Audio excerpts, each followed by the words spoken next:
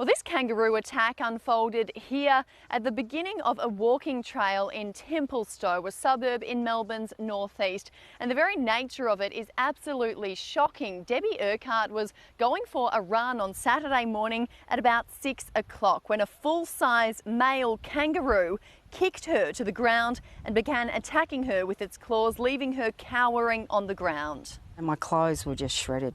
I just couldn't believe how much he could just with his fingernails. Now, Debbie said this attack came absolutely out of nowhere, but she did manage to jump back up and walk the 500 metres or so back to her home, all the while dripping with blood. She was taken to hospital and given emergency treatment, which involved 35 stitches. She has wounds on her shoulders, buttocks and chin, and perhaps the deepest cuts of all are to her arms. This one's got probably about 15 or so stitches in it.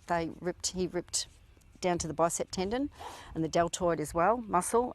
Now, kangaroos themselves aren't that uncommon here in this suburb. Debbie, in fact, says she sees them more or less on a daily basis, but for an attack like this to happen is extremely unusual. Wildlife Victoria says there have been 96 reports of kangaroo sightings in this suburb in the past year, but none of them have involved a person being injured. Almost half of those reported to us were kangaroos that had already been hit by vehicles in the area.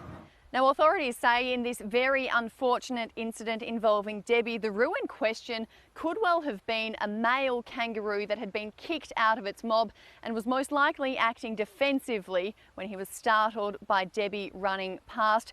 Debbie, however, is now on the mend. She's been back to work since yesterday, working as a personal trainer.